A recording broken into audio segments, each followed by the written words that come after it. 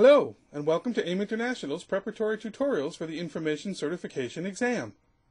I'm Steve Weissman, Principal Consultant at Holly Group and a certified AIM training instructor in the realm of content, process, and information management. I'll be your guide as we review the exam's major domains of expertise, and I'll tell you all you need to know to earn that passing grade. Today's subject is instant messaging, a key part of this special certification, which AIM created to support you as you solve your organization's existing information-related problems and plan for its future. For 60 years, AIM has been the leading nonprofit association helping users understand how to best manage documents, content, records, and business processes. This module is part of the Collaborate and Deliver knowledge domain, one of 6 within the certification program. In it, we will review some of the risks introduced by instant messaging and some of the responses available to deal with them. Among the subjects we'll talk about are acceptable use, the need for training, enterprise instant messaging solutions, compliance solutions, and gateways. Like so many other highly accessible communications media, 2 prominent ones being email and social networks, instant messaging is fraught with risk if left ungoverned. It's just so easy to log on and type whatever springs to mind that savvy organizations are seeking ways to exert some measure of control over how it gets used. Policies in this regard are known as acceptable use policies, and they're intended to govern the way people leverage not only instant messaging, but all the other communications tools available to them as well. Chances are that if you are or know of a recent hire, student, or online community member, you've been acquainted with the need to agree to certain terms before fully participating in the activities of the day. Acceptable use policies tend to be dominated by things not to do, like send messages containing obscene language or otherwise inappropriate content, jokes or chain letters, racial, ethnic, religious, or other slurs, and sometimes non-standard signature blocks and confidentiality statements. The reason acceptable use documents exist is to reduce the potential for legal action against an organization by clearly articulating what's sanctioned and what's not, who's responsible if a problem arises, and what disciplinary actions can be taken if an issue arises.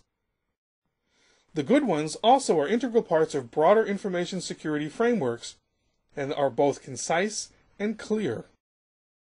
One way to boost the odds of compliance is to ensure your people are trained in the particulars of acceptable use and the potential perils of casual chat and screen sharing.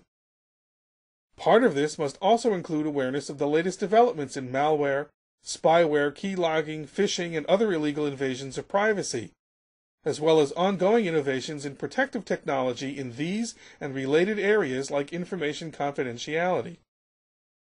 As such, this training must be constant and evergreen, especially for administrators, and perhaps baked into the new hire process so new employees are immediately indoctrinated into how things are to be done. The aforementioned factors are in play whether we're talking about consumer instant messaging systems as from AOL, Yahoo, and Microsoft, or enterprise instant messaging systems like those from IBM, same time, Symantec, Enterprise Instant Messenger, .cloud, and yes, Microsoft again, in the form of Lync 2010. Given the ubiquity and functionality of public services, it may be logical to wonder why organizations choose to implement their own. The answers are many, but most often boil down to these. It provides much more sophisticated means to manage and ensure the authenticity of network users. It more reliably keeps IM transmitted information secure and confidential, and it helps limit use to business productivity purposes rather than casual communication. Or in other words, the same security and productivity considerations that are at work whenever inside, outside, or hosted information solution decisions are to be made. To mitigate risks and satisfy the need to reduce liability and adhere to regulation, some organizations are installing compliance solutions that are designed specifically for the task. One example is Actiance, formerly FaceTime Communications, whose unified security gateway lets applications like instant messaging be safely accessed via URL filtering, anti-malware, and web antivirus solutions. Another company in the space is Global Relay, which offers an archive for public instant messaging that captures and archives messages from public IM services ranging from AOL Instant Messenger to Yellow Jacket.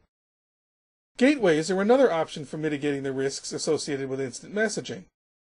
Basically tools for interconnecting multiple IM networks, they sit at the perfect point to apply protections and provide the kind of capture and archiving capabilities as the enterprise products just mentioned, many of which, not coincidentally, include gateways as part of their core functions. Another company active in this arena is Symantec, which has a product that's cleverly called Messaging Gateway. This module has reviewed some of the risks introduced by instant messaging, and such responses as acceptable use, the need for training, enterprise IM solutions, compliance solutions, and gateways. Having completed it, you may next wish to explore the module covering instant messaging architectures.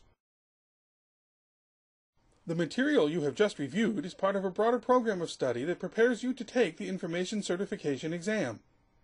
This proctored test consists of 100 multiple-choice questions and is delivered electronically by Prometric. You'll have 2 hours to complete it, and upon passing, you'll earn a professional certification that's valid for 3 years. For more information, please visit www.aim.org/certification. Thank you.